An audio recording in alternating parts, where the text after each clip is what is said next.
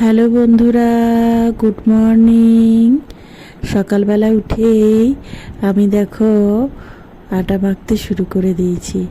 Light জ্বলে আটা মাখা মানে এখনও সেভাবে সকালও হয়নি। আমি আর রূপসার পাপা না একটু চা খেয়ে নিলাম, আর তারপরে এখন রুটি মেখে রাখছি, মানে আটা মেখে রাখছি। আর ওইদিকে প্রেশার কুকারে ডাল সিদ্ধ হচ্ছে, ছোলার ডাল। একটু ছোলার ডাল দিয়ে রুটি খাবো, সবাই তাই বলেছে। আর রূপসা আজকে বাড়িতেও আছে, ওর স্কুল ছুটি। তো চলো আস্তে আস্তে আটাটা মেখে আমি ঢেকে রেখে দিই, তাহলে খুব সুন্দর নরম রুটি হবে। আজকে রূপসা স্কুল যায়নি, তাই রাস্তাও বেরোয়নি। রাস্তার কিছু আর শেয়ার করতে পারি না, যখন যেখানে থাকি তখন সেখানে যতটুকু পারি ক্যামেরা করি। তো তোমাদের এইগুলো তো সবই পুরনো জিনিস দেখিয়েছি। আমি খুন্তি দিয়ে এরকম কেটে কেটে ডো বানাই, তারপরে সেগুলোকে আস্তে আস্তে বেলি। তো তবুও লং ভিডিওতে আমার দেখানো হয় না। আমি ক্যামেরা সেট করতে পারবো না, আবার আমার মুখ উঠবে তো হাত উঠবে না, হাত উঠবে তো মুখ উঠবে না। তো একজন আমাকে বলল, শুধু যে কাজটা করছি সে কাজটা দেখানো যাবে, মুখ না দেখিয়েও। তাহলে দূরে, খুব দূরেও রাখতে হবে না, কাছে থেকেই ক্যামেরা বসিয়ে। তখন আমি ভাবলাম ক্যামেরাটা তাহলে ঘুরিয়ে একটু সেট করলেই তো হয়। তো যাই হোক, এগুলো আমি তোমাদের তাহলে শেয়ার করতে পারবো। কোনো কাজ করছি, ধরো আমার মুখটা দেখতে পেলে না, কিন্তু আমাকে দেখেই তো তোমরা বুঝতে পারবে যে আমি কাজটা করছি। তো চলো আস্তে আস্তে একটু একটু করে রুটিগুলো বেলে নিই।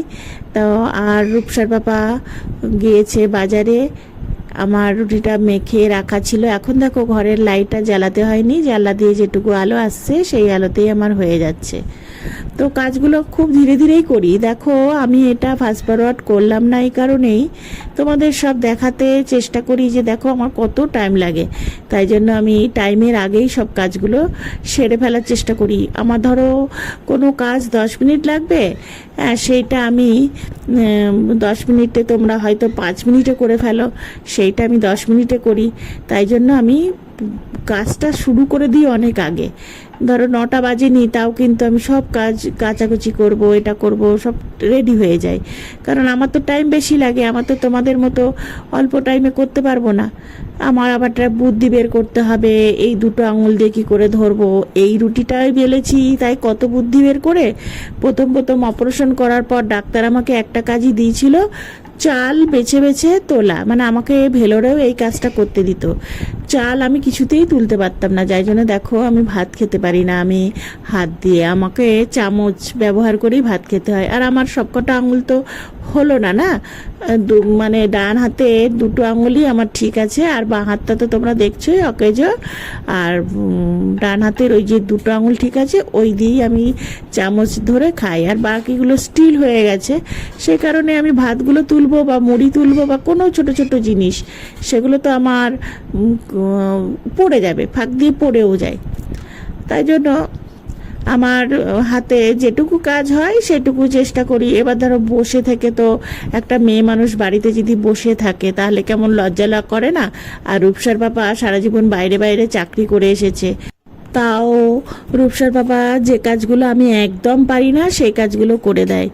যেমন ভাতের হাঁড়িটা এতটাই বড়, আমি ওই ধরে নামাতে পারবো না, বাঁ হাতে তো সেভাবে ব্যালেন্স পাই না, কোনো রকমের ঠেকনো দিয়ে তো ভাতের হাঁড়ি উপর দেওয়া যায় না। আর মাইক্রো ওভেনে, মানে একটা রাইস কুকার আছে, মাইক্রো ওভেন বলছি, রাইস কুকার আছে, রাইস কুকারে ভাত ভালো, কিন্তু যেহেতু আমরা ছোট থেকে হাঁড়িতে খেয়ে অভ্যস্ত না, তাই জন্য হাঁড়িতেই খাই। আর কারেন্টের বিলটাও তো কম আসে তাহলে। আর আমাদের সোলারে সব কিছু চলে না, সোলারে ওই রাইস কুকার, তারপরে ইন্ডাকশান ওভেন, ওগুলো চলে না। তো যাই হোক, ইলেকট্রিকের বিল খুব বেশি করি না আমরা, ওই মোটরটা চলে, ফ্রিজটা চলে। তাও আমাদের মোটরটা তো অল্প সময় চলে, যখন জল ওঠে না আমাদের। তো তোমাদের দেখিয়েছি এর আগেরকার ভিডিওতে, সিনটেক্স আছে 3টে, 2টো মিউনিসিপ্যালিটি জল পূর্ণ করে। মিউনিসিপ্যালিটি জল খুব গরম যখন পড়ে না, তখন জলের স্পিডটা কমে যায়, তখন আর ওপরে ওঠে না, তখন আমাদের মানে মোটর দিয়ে জল তুলতে হয়। আর যখন শীতকাল টিতকালগুলো জল অত লাগে না, তখন খুব স্পিড থাকে, তখন ইয়ে হয়। তো যাই হোক, দেখো আমাদের সকালবেলা সব কাজ সেরে টেরে আমি দুপুরে আর তোমাদের কোনো ভিডিও করতে পারিনি। ওইদিকে আমার আলপনার ভিডিও ছিল, আর ফোনে তো বেশি লোডও দেওয়া যাবে না। এখন বিকেল 4:45 বাজে, রূপসা পড়াশোনা করছে, আর আমি পিছন থেকে ওর চুলটা আঁচড়ে বেঁধে দিচ্ছি, কারণ ও এক্ষুনি পড়তে চলে যাবে। তো চুলগুলো একটু একটু বড় হচ্ছে, টেনে টেনে একটুখানি বেঁধে দিই, কারণ চোখে মুখে পড়বে, গরমকাল। আর একদম যদি ছোট করে কাটি তাহলে তো বাঁধাও যাবে না। তা যাই হোক, আমি দেখো কিভাবে বাঁধি। আমি অনেক কষ্ট করে এই বাঁধাটা ওর চুল দিয়ে দিয়ে শিখেছি, কারণ আমি তো প্রথমে এগুলো করতে পারতাম না। নিজের চুলই বাঁধতে পারি না, আমি নিজের চুল বাঁধতে পারি না, শুধু ক্লিপ দিয়ে রেখে দিই, কোথাও গেলে একটা ব্যাক ক্লিপ দিই। এছাড়া আমার তো বিনুনি হবে না বলে আমি চুল মাঝে মাঝেই না ছোট করে আসি, রাউন্ড কেটে আসি, যাতে আমার চুলটা মানে খারাপও না হয়ে যায়। আমি তো বাঁধতে পারি না। আর রূপসা মাঝে মাঝে বলে, ও মা দাও তোমার চুলগুলো। রূপসা বাঁধতে আমার না চুল ওই ছিঁড়ে যাবে, টান পড়বে, আমি ছাড়লে মাথায় আবার যন্ত্রণা হয়ে যাবে, ওই খেলা করতে হবে না চুল নিয়ে। তাই জন্য চুল ছোট করে কেটে আসি। তো রূপসার চুলও এখন খুব একটা বড় হয়নি। ওই দেখো, একটা পনিটেল করতে গিয়ে আমার কত সময় লেগে যায়। ওই একটু একটু একটু একটু করে রূপসাকে বলি, এইদিকে বেঁকবি না, চুলটা তাহলে বেঁকে যাবে। অনেক কষ্ট করে ওকে বললাম, তুই পড়ছিস পর, আমি পিছন থেকে তোর চুলটা শুধু আঁচড়িয়ে দেবো, আঁচড়ে একটা বেঁধে দেবো, তাহলে তোর চোখে মুখে পড়বে না, তো গরমও লাগবে না। আর এই গরমকাল পড়েছে। তো যাই হোক বন্ধুরা, ও এইভাবেই আমাকে বলে যে ঠিক আছে তাহলে। আর ওর চুলের জট ছাড়াতে যে কত সময় লাগে কি বলবো। দেখো গার্ডারটা দিয়ে আমি খুব কষ্ট করে ওই দুটো আঙুল দিয়ে, ওই দেখো ওইটা দিয়ে টানলাম, ওইটা দিয়ে গোটালাম, খুব কষ্ট করে একটা ব্যালেন্স করে করি। এটা শিখতে কিন্তু আমার অনেক দিন লেগেছে। যে আমি হ্যালো বন্ধুরা, কি করছো বলো তোমরা? এখন রাত্রি 10:30 বাজে। তো রূপসার পড়াশোনা হয়ে গেছে, রূপসা এখন শুয়ে পড়বে, কালকে স্কুল আছে। তো সারাদিন পরে তোমাদের সাথে গল্প করতে আসলাম। সারাদিনই তো অনেক কাজ থাকে, তাও কাজের ফাঁকে ফাঁকে যেটুকু দেখিয়েছি। আজকে কি খেয়েছি? আজকে রূপসা কি খেয়েছি আজকে? আজকে চিকেন। আজকে চিকেন, কিন্তু তো শেয়ার করতে ভুলে গিয়েছি। আর সেই সময় না এত তাড়াতাড়ি করে আজকে রান্না করেছি, আর ফোনটা ছিল চার্জে বসানো।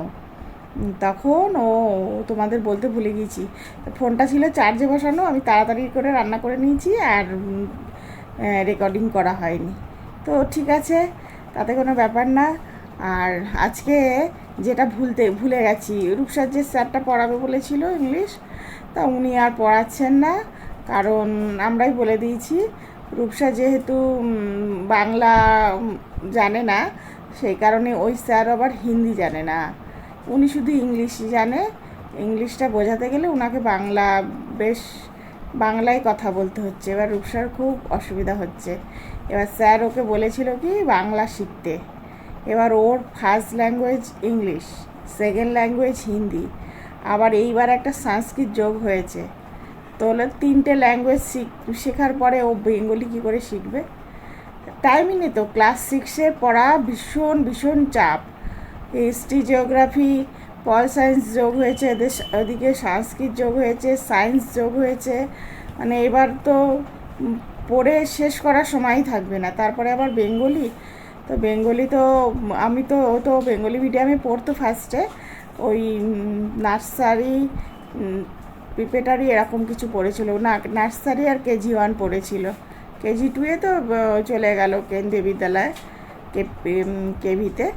তো তখন ওদের একটা ম্যাম ছিলেন, উনি পাঞ্জাবি।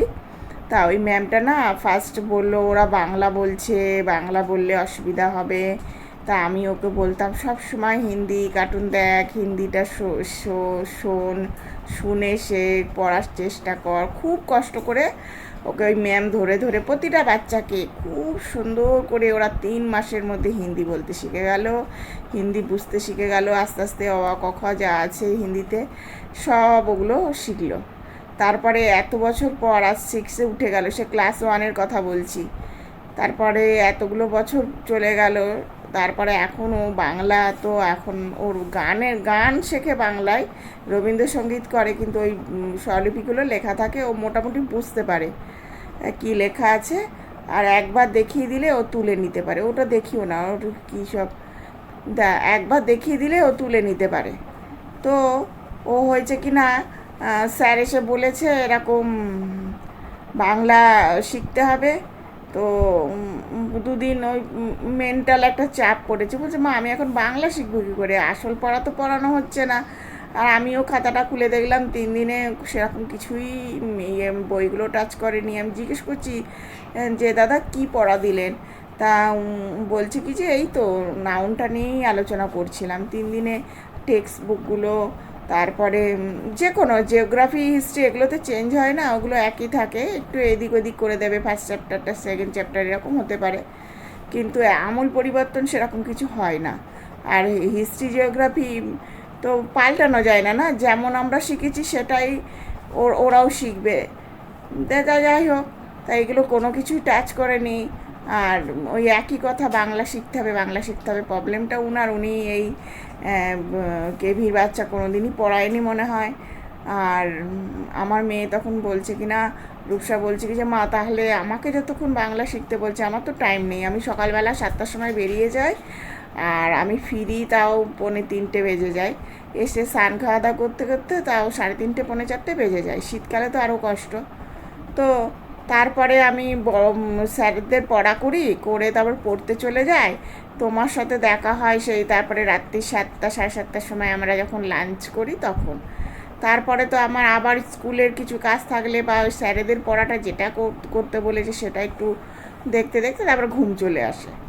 তারপরে দেখো 10:30 বেজে গেছে, রূপসা এবার সবাই যেহেতু আজকে ছুটি ছিল এখনও জেগে আছে, নাহলে ঘুমিয়ে পড়তো। এর আগেও দেখেছো 9টা 9:30টার মধ্যে শুয়ে পড়ে, আবার এক একদিন শোয় না, যখন পরীক্ষা থাকে তখন তো দিয়ে তাও ওই রূপসা একটা মূল্যবান কথা বলেছে, মা স্যারকে বলো, স্যারের তো অনেক টাইম আছে, তাহলে স্যার যেন হিন্দিটা শিখে এসে আমাকে পড়ায়, তাহলে স্যার যা কিছু বলবে হিন্দিতে বলবে, আমি তো হিন্দি বুঝে ফেলবো। আর ইংলিশটা যখন পড়াবে ওই বোঝানোর সময় তো হিন্দিতেই বলতে হয়, আমাদের স্কুলে স্যার ম্যামরা সব হিন্দিতেই বলে, তাহলে স্যার যদি হিন্দি শিখে আসে তাহলে আমার সুবিধা হবে। তারপরে উনি বললেন যে আমি তাহলে ডিকশনারি দেখে আনলাম। দাদা ডিকশনারি দেখে আপনি একটা জিনিস তৈরি করতে করতে তো 2 ঘন্টা সময় এমনিতেই চলে যাবে, তাহলে তো কত আর তার মধ্যে মানে ওর সব কিছু পড়া হয়ে যাবে। এখন কি আর অত দূরে পিছিয়ে আছে নাকি? হ্যাঁ, ডিজিটাল ইন্ডিয়া, দুম করে বলে গুগল সার্চ করলেই সব কিছু বেরিয়ে আসে। তা এখন বললাম কি অত সময় দেওয়া যাবে না। তা উনি পড়াননি, যাই হোক ঠিক আছে, বাংলা মিডিয়াম বাচ্চাদের পড়ান। তো ওর পাপা বললো ঠিক আছে থাক, তাহলে অন্য কোনো টিচার দেখবো। তাই আজকে একটা অন্য টিচারকে আমি বলেছিলাম, উনাকে আমি নিইনি এই কারণে এইখানে একজনাকে লাগিয়েছি তো, কথা বলেছিলাম, তাই ইনাকে আমি একটা টিউশন খুঁজে দিয়েছি।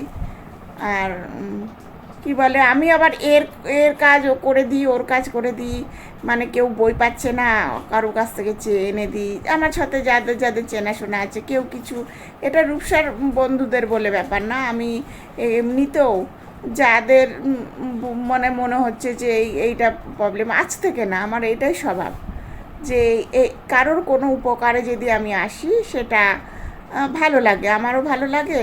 এবার সে যদি নেয় তাকে জিজ্ঞেস করি, দেখো উপযোজক হয়ে তো আমি উপকার করতে পারি না, তোমার যদি দরকার পড়ে এই কাজটা আমি পারবো, এইটুকু করতে পারবো। তো যাই হোক, এই হচ্ছে ব্যাপার। তা রূপসার ওই স্যারটা আবার আজকে দেখা করতে এসেছিলো, নতুন একটা স্যারকে বলেছি, তো উনি সিবিএসসি বোর্ড থেকেই পড়েছেন, তাই জন্য রূপসার সাথে কোনো ল্যাঙ্গুয়েজ প্রবলেম হবে না। এবার দেখা যাক, কিন্তু এখানেও অনেক স্যার আছে যারা বাংলা মিডিয়াম থেকে বেস্টভাবে মানে বেস্ট স্টুডেন্ট ছিলেন, এখন টিচার, তারাও কিন্তু পড়ে আসে রূপসা সেখানে সায়েন্স গ্রুপটা। ওই স্যারের কাছে কোনো অসুবিধা হয় না, উনি এমন করে বোঝান বাংলা সরলভাবে, রূপসার কোনো অসুবিধা হয় না। আগের বছর পড়েছিল, এখনও যাচ্ছে সায়েন্সটা পড়তে। কিন্তু ইনার সাথে এতটাই পার্থক্য হয়ে গেল যে ইনি বইগুলোই টাচ করতে পারলেন না, আর বই টাচ করতে পারলেন না, শুধু গ্রামার বুকটা নিয়েও তাও একটুখানি 3টে দিনে। তা ওর পাপা তো রাজি হলো না, বললো না তাহলে এগোতে পারবে না, ক্লাসে পরীক্ষা নেবে 1-1.5 মাস পরে, তখন ও কিছুই পারবে না। আমরা তো ভাবছি মাস্টার এসে পড়িয়ে যাচ্ছে কিছু। তো এই কারণে আমি চেঞ্জ করে ফেললাম, অন্য দাদাকে বলে দিলাম। এমনিতে অন্য কোনো ব্যাপার না, আমার মেয়ের অসুবিধা হচ্ছে, আর এই মুহূর্তে আবার বাংলা শিখে ওর খুবই চাপ হয়ে যাবে, যেহেতু 6 থেকে পুরো জিনিসটাই চেঞ্জ হয়ে যায়। 5-এ 4টে বই ছিল, 6 থেকে কতগুলো বই অ্যাড হয়ে গেল। যাই হোক বন্ধুরা, অনেক কথা বললাম। কালকে রূপসার স্কুল আছে, সকালবেলা যদি পারি ক্যামেরা কোথাও বসাতে তোমাদের শেয়ার করব। তোমরা তাহলে খুব খুব ভালো থেকো, সুস্থ থেকো, আর আমার ভিডিওটা দেখে একটা লাইক দিও।